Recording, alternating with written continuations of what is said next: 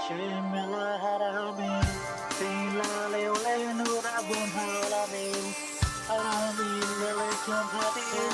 Walakanu naikara walanu naikadaan. Neni beurangishon. Alaikia bedehu belerito. Walawesa shawelasaga. Mari kita tepuk tangan bersama-sama. Yeah.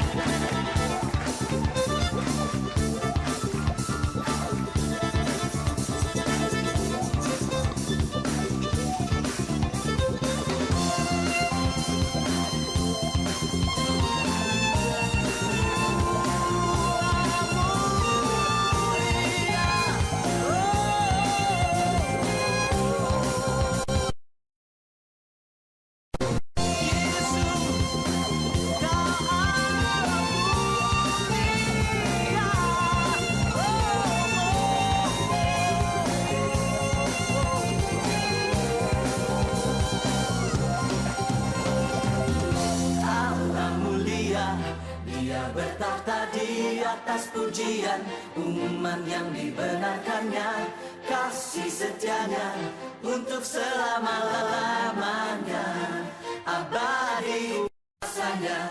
Allah mulia, Dia bertakhta di atas pujian, umat yang dibenarkannya, kasih setianya untuk selama-lamanya, abadi kuasanya.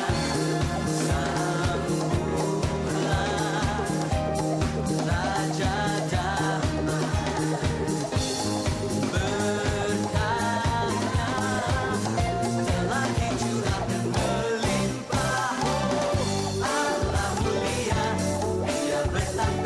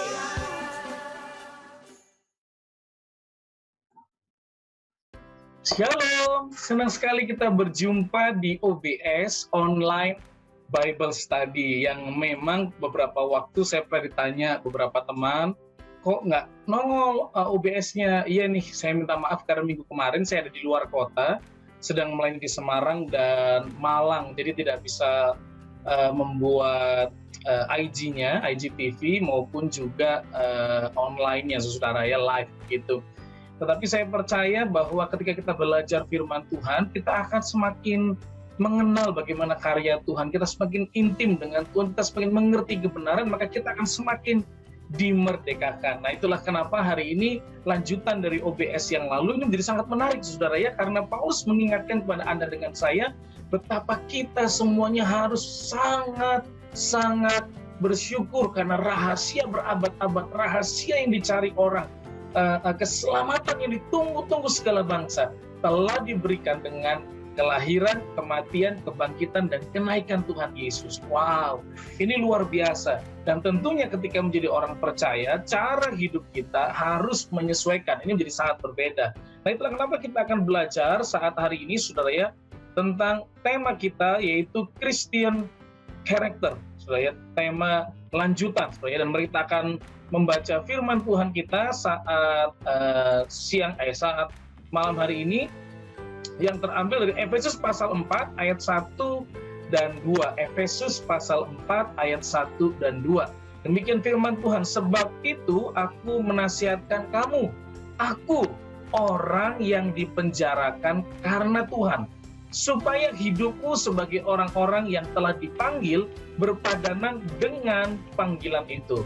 Hendaklah kamu selalu rendah hati, lemah lembut, dan sabar. Tunjukkanlah kasihmu dalam hal saling membantu. Nah, ini jadi menarik ya Bapak Ibu, teman-teman semuanya. Kalau Anda perhatikan cara penulisan Paulus menuliskan kitabnya selalu dimulai dari hal yang teologis, dasar, doktrinal, kemudian dia masukkan dalam aplikasi atau penerapannya. Jadi menarik ya bagaimana hebatnya seorang Paulus ketika membawakan kebenaran firman Tuhan ya. Mungkin kalau orang-orang sekarang diajar dengan model doktrinal begitu, kurang begitu suka saudara ya, karena aduh berat sekali, aduh saya nggak ngerti. Saya ingat betul ada seorang yang kesaksian ke saya waktu pertama kali menonton OBS, dia berkata, aduh ini apa sih, berat banget begitu ya, penjelasannya kok kayak gini begitu. Dan memang ini kita bicara online Bible class atau online Bible study, bukan khotbah. Jadi kita betul-betul membedah ayat demi ayat untuk mengerti kesatuan dari kitab itu, memahami inti dari ayat tersebut. Dan Anda perhatikan sekali lagi, Paulus sebagai seorang yang sangat kuat dalam hukum Taurat, kemudian mendapatkan pencerahan, keselamatan, Roh Kudus dicurahkan, dan dia mulai memahami, melihat Taurat itu sebagai batu loncatan, sebagai sesuatu yang sangat dahsyat karena dicelikkan katanya ya. Dia yang buta mulai dibukakan mata rohaninya. Nah, di bagian ayat ini, dari kemudian kita membaca pasal yang ketiga sangat doktrinal, pasal keempat ini mulailah hal-hal yang sangat praktis gitu ya. Nah, Bapak Ibu yang dikasihi Tuhan Yesus, apa yang kita pelajari melalui ayat firman Tuhan ini? Nah, kalau kita melihat apa yang kita baca, apa yang kita pelajari, ini menjadi sangat menarik Bapak Ibu. Karena Anda dengan saya sedang diperhadapkan kepada satu masyarakat yang baru. Di dalam masyarakat yang baru ini, yaitu masyarakat kerajaan Allah, maka ada aturan, ada cara berpikir, paradigma, dan harus diikuti. Jadi kalau ketika Anda masuk ke sebuah kampung, misalnya Anda pindah dari kota Surabaya ke Malang atau Malang ke Jakarta, maka mau nggak mau kita akan ngeblend ya, kita akan mengikuti aturan yang ada, walaupun kita mungkin bawa aturan kita sendiri yang sudah kita punya. Kalau yang baik kita pertahankan, tapi kalau yang memang baru dan harus disesuaikan, maka penyesuaian gitu. Sama seperti ketika orang-orang Indonesia kita pergi ke Australia atau ke Singapura atau Malaysia yang peraturannya sangat ketat, maka mau tidak mau kita adjustment ya, kita menyesuaikan diri, memasuki satu komunitas baru, satu tatanan hidup masyarakat yang baru. Nah, demikian juga ketika Anda dengan saya percaya kepada Tuhan Yesus, ada tatanan baru, ada cara hidup yang baru yang emas, harus diikuti. Kalau emas Andre, Anda perlu diikuti sebenarnya, tapi kalau kerajaan Allah itu harus diikuti Bapak Ibu. Nah, ini menjadi menarik ya, karena nasihat Paulus kepada seluruh jemaat adalah hidup sesuai dengan panggilan. Sekali lagi, hidup sesuai dengan panggilan. Artinya begini, ketika kita dipanggil menjadi anak-anak terang, maka harusnya kita hidup dengan cara anak-anak terang. Sebenarnya bukan lagi yang hidup dengan kekacauan, kita hidup dengan kebiasaan yang salah. Oh enggak, kita sudah berbeda. Itu nasihat Paulus, hidup sesuai dengan panggilan. Nah, Paulus tidak hanya menyarankan, tetapi dia menunjukkan teladan. Aku yang dipenjarakan karena memberitakan kabar baik. Aku yang dipenjarakan. Artinya Paulus mengikuti tata cara kehidupan kerajaan Allah, dan memang itu bertentangan dengan pikiran dan hukum Yahudi mungkin. Hukum Yahudi, ingat, bukan Tauratnya, saudara, karena Taurat sendiri itu sudah turunannya sudah banyak ya. Ada Taurat, ada Misna, ada Talmud, ada penafsiran para rabi. Nah, itu sudah cukup jauh, saudara, sangat jauh dari Taurat asli. Makin diperberat, makin dipersulit. Tujuannya bukan untuk menyusahkan, tetapi mengupayakan, mengoptimalkan supaya orang Israel tidak melanggar. Bahkan hal-hal terkecil pun mereka tidak melanggar, saudara ya. Jadi sejujurnya orang Israel sangat baik memelihara perintah Tuhan, tetapi menjadi agak kebablasan, akhirnya lebih banyak lahiriah. Tapi Paulus memberikan teladan karena sekarang memasuki masyarakat yang baru. Walaupun dia harus dipenjara dengan cara hidup yang baru, dia nggak masalah, saudara ya, karena pemberitaan kabar Kristus. Kemudian Paulus menasihatkan berpadananlah dengan panggilan. Artinya gini, kita harus menyesuaikan diri kita dengan panggilan yang begitu besar, yaitu keselamatan, hidup kekal, perubahan hidup. Nah, itu yang harus kita berpadanan. Kita harus menyesuaikan tindakan-tindakan kita, bukan lagi tindakan seperti orang yang tidak dalam keselamatan, orang yang dalam ketakutan, rasa khawatir, bahkan terpenjara dengan pikiran-pikiran, terpenjara dengan keinginan-keinginan, terpenjara dengan situasi hidup. Paulus mengajak orang berbeda, saudara. Dan yang menarik, ketika bicara tentang kehidupan Kristen dan non-Kristen, maka pada hari itu khususnya, saudara ya, ketika orang hidup di luar Kristus, apa yang terjadi? Yang pasti tidak ada jaminan keselamatan, walaupun sepertinya melakukan firman Tuhannya atau perintah Tuhannya. Mereka memberikan korban, tapi korban itu dengan tujuan untuk merayu, untuk mendapatkan kasih, perlindungan, dan keselamatan. Waduh, bangkrut ini. Waduh, anakku belum nikah-nikah, begitu ya. Waduh, anakku mengalami kesulitan. Ini pasti karena kita lupa ngasih berkat, kasih makan sama dewa-dewi kita. Oh, Tuhan kita tidak begitu. Dan seringkali tanpa disadari, orang di luar Kristus hidup dari budaya. Kamu papon, wage, kliwon. Waduh, jangan menikah. Kenapa? Kamu laki-laki, sionya babi, yang sana sionya apa? Singa, atau macan lah gitu. Dimakan kamu nanti. Oh enggak. Kalau orang di luar Kristus, karena tidak punya teladan, karena tidak punya patron, ya, nggak ada imago Dei, maka dia cari pembandingnya di luar Kristus, sekitarnya, saudara ya, yang mungkin ternyata nanti nilainya juga akan berbeda. Tetapi ketika di dalam Kristus, ini yang menarik, saudara. Anda dengan saya memiliki rahasia keselamatan yang telah disingkapkan. Tidak perlu ada korban, karena Kristus jadi korban satu-satunya yang menebus kita, yang menebus kehidupan jasmani kita, yang menebus cara hidup kita. Dan yang harusnya nampak adalah karakter Kristus. Karena karakter Kristus itu karakter yang kuat dari seluruh contoh di Alkitab, saudara. Nah, Bapak Ibu dikasih Tuhan Yesus, ketika bicara cara hidup harus berubah, cara hidup harus melewati situasi pemurnian dan segalanya. Maka hari ini Paulus mengingatkan kembali, hiduplah sesuai dengan panggilan kita. Ketika engkau dipanggil menjadi anak-anak Allah, maka cara hidup Anda dengan saya harus berbeda.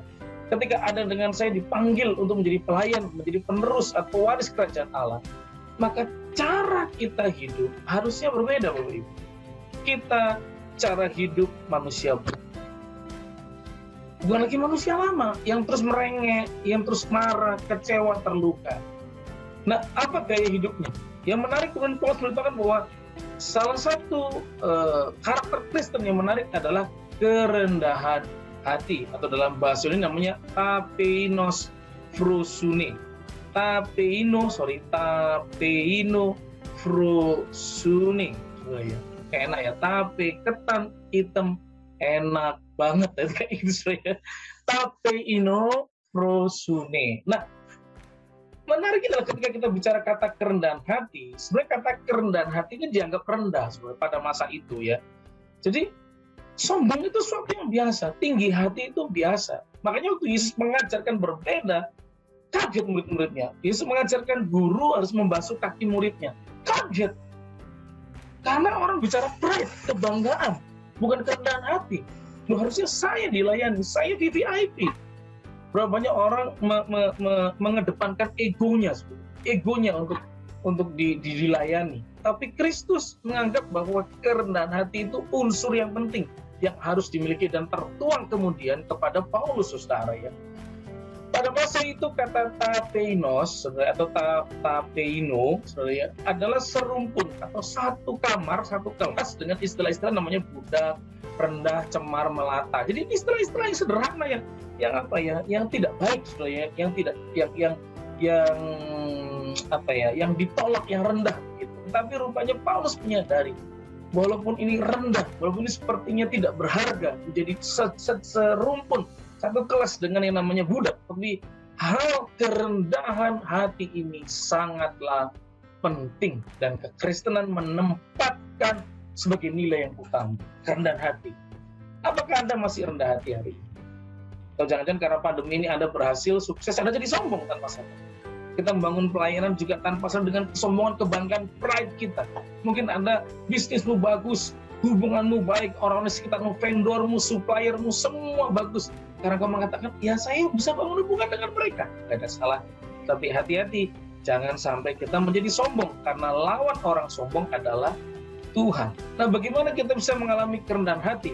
Maka ada tiga cara untuk orang bicara. Pertama adalah pengenalan diri sendiri. Awasi diri saudara. Kenali saudara. Apa itu kesombongan? Apa itu kerendahan hati? Apa itu jatuh dalam dosa kesombongan? Karena ketika orang tidak mengenali diri dengan baik, maka dia sudah lupa kalau ternyata saya sudah melenceng 20 km berbeda dari trek yang Tuhan mau. Bagaimana supaya kita rendah hati kalau kita tinggal dalam Kristus dan mengikuti teladan Kristus? Wow. Kenapa Mahatma Gandhi tidak lagi menjadi orang Kristen? Karena kesombongan orang-orang Inggris. Kemudian ketika dia mau datang masuk, dia mengatakan bahwa, oh maaf, untuk yang ASEAN India, nggak boleh di sini. Kebaktian barengan sama di sana. Yang orang penjajah merasa tinggi hati, level lebih tinggi. Melupakan bahwa Kristus mengajar kita harus belajar rendah hati. Karena nggak mengerti sebenarnya. Nggak mengikut Yesus jangan-jangan, tapi mengikut kekuasaan. Anda yang lagi pelayanan jangan nggak mulai rendah hati karena nggak diberikan pujian, Anda nggak rendah hati jadi marah.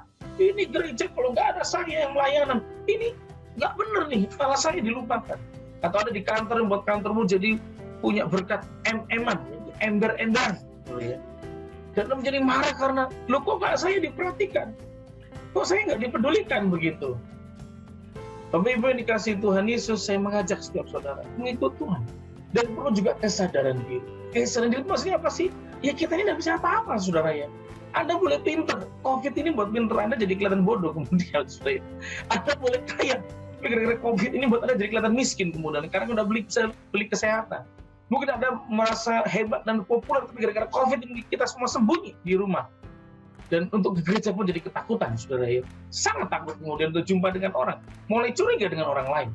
Kesadaran diri, karena kita tidak mengerti masa depan. Tidak tahu apa yang terjadi di sekitar kita. Maka belajarlah untuk rendah hati. Paulus mengingatkan bahwa sebagai orang percaya sudah diselamatkan oleh Tuhan Yesus, sudah disingkapkan rahasia kerajaan Allah. Maka Anda dengan saya harus menjadi orang yang lemah lembut. Nah, lemah lembut muncul di kata namanya praus atau prautes.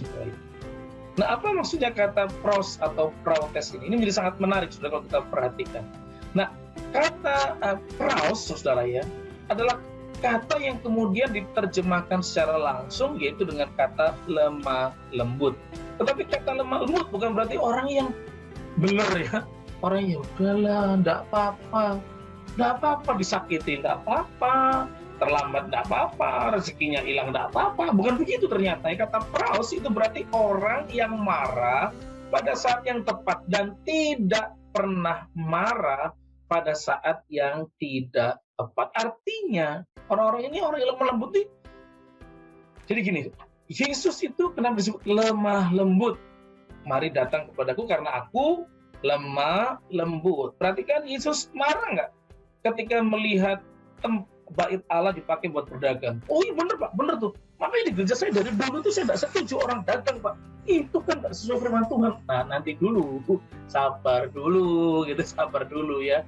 Kalau dagangnya di pelataran gereja dan sudah diatur, dipercayakan, tidak apa-apa. Kalau dagangnya depan mimbar, nah itu yang kita harus marah. Tentu ya. Anda perhatikan kenapa Yesus marah pada masa itu?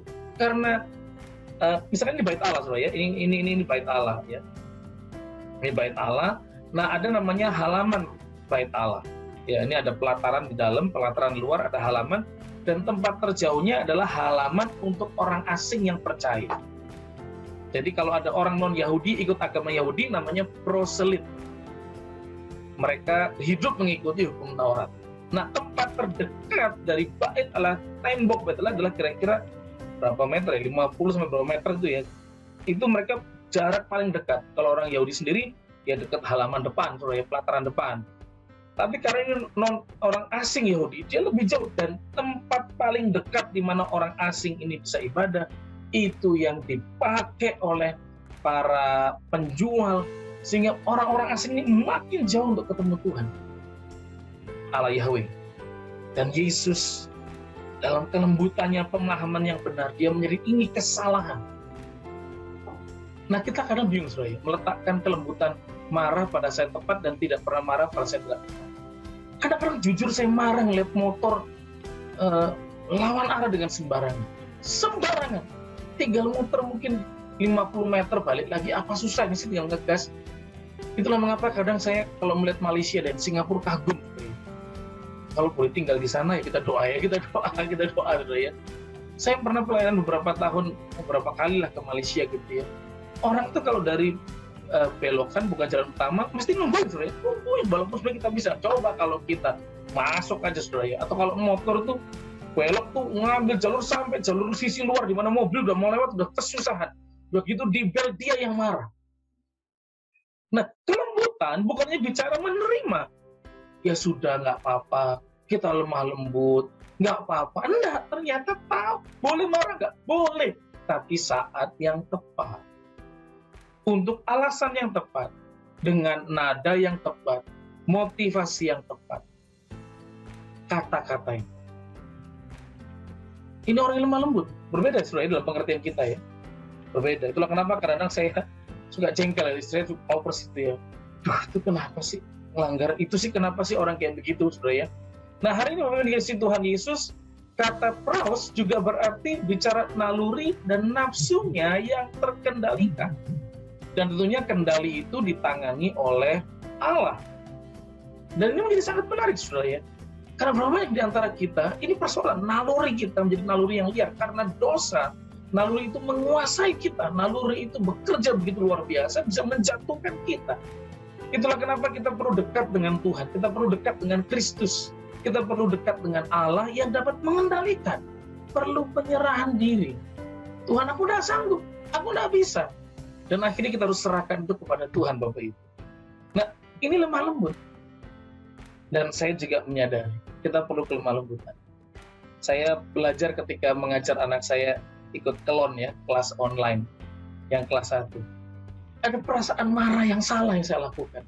Melihat anak saya pun tidak bisa baca, tidak bisa tulis. Ya, sementara di Zoom itu ada yang bisa. Saya marah. Sehingga tanpa sadar marah saya salah. Ketika menemani, saya langsung marah. Sambil nyenggol di bawah meja. Saya tendang-tendang dikit. Atau saya colek-colek. Kenapa kamu tidak bisa? Itu kan gampang bacanya. Orang aja lama gitu ya. Terus saya berdoa sama Tuhan, gimana ya Tuhan?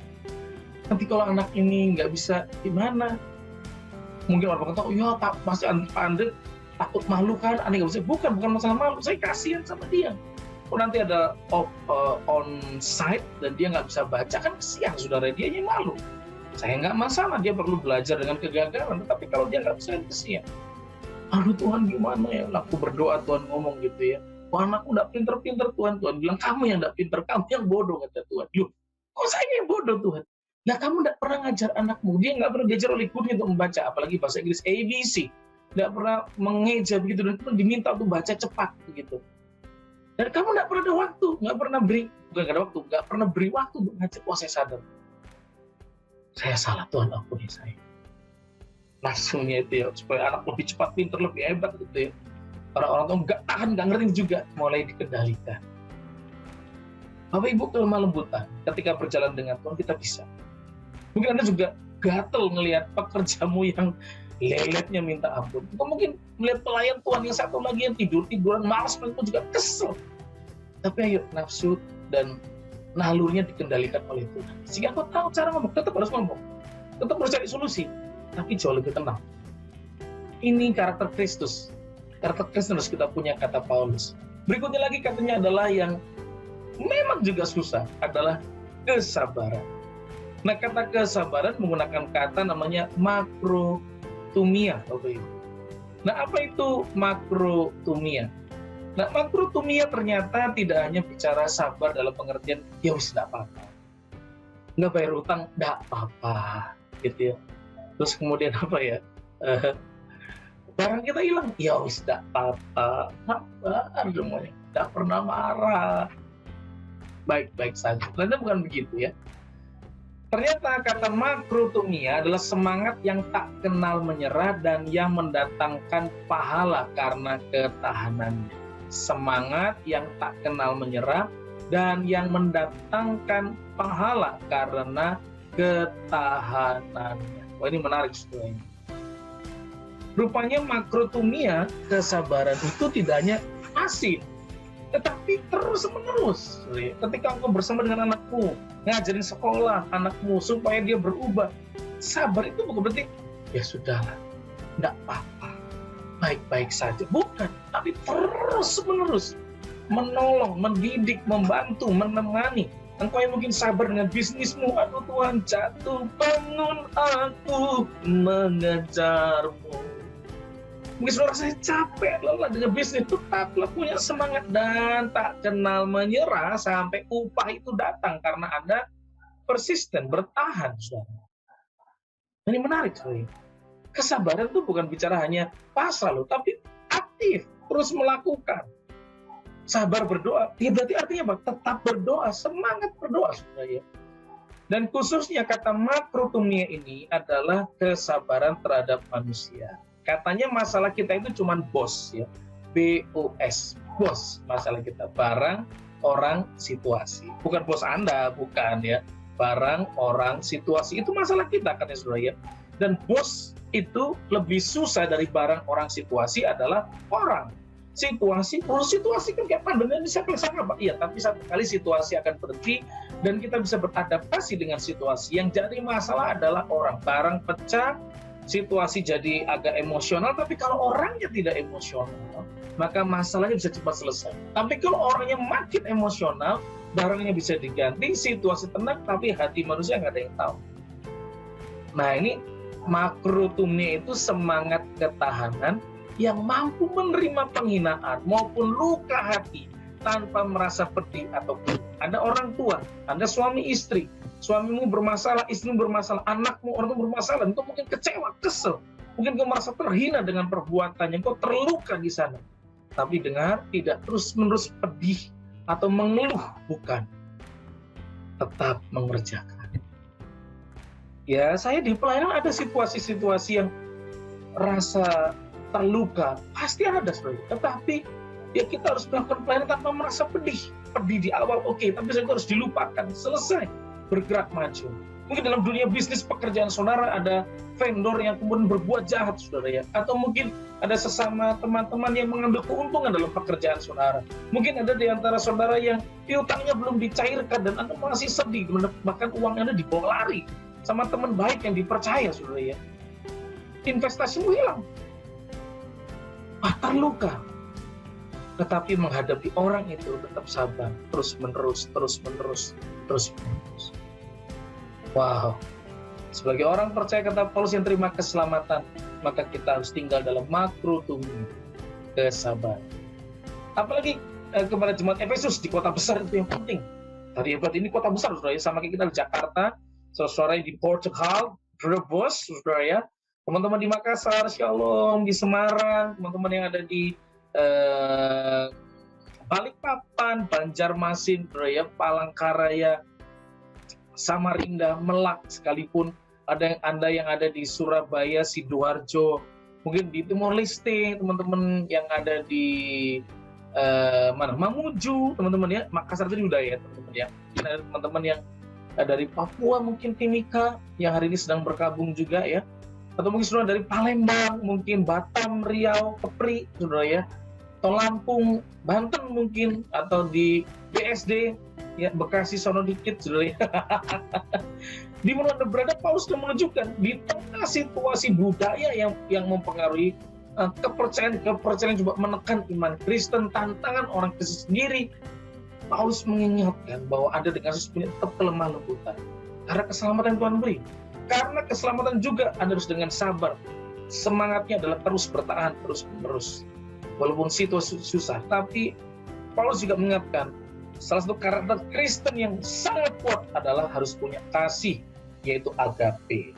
Pasti Anda sudah tahu ya, kan ada 4 ya.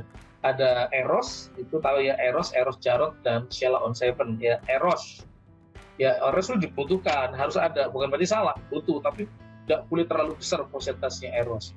Berikutnya adalah setelah Eros, Storge, kasih kekeluargaan, ada Philea, kasih persahabatan, dan paling tinggi kasih agape, yaitu kasih ilahi. Kasih yang hanya bisa dimunculkan ketika Anda tinggal dalam Yesus Kristus.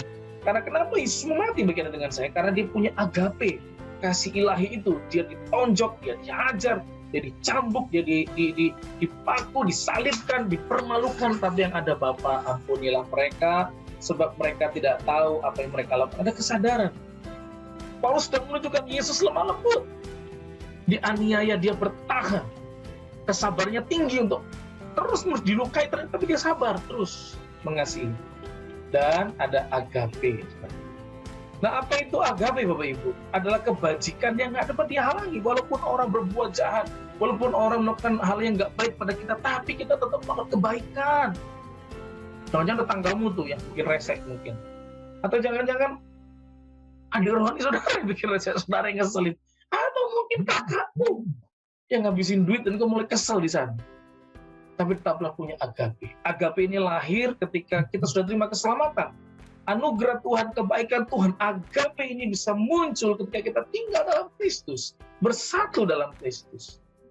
Agape ini tidak hanya lahir dari perasaan atau juga dari kemauan yang menghasilkan perilaku yang terbaik. Tidak hanya lahir dari perasaan, atau juga dari kemauan yang menghasilkan perilaku yang baik, yang terbaik. Jadi nggak cuma rasa-rasanya saja, perasaan saja, saudara. Tapi agape itu harus menjadi tindakan bagi setiap orang.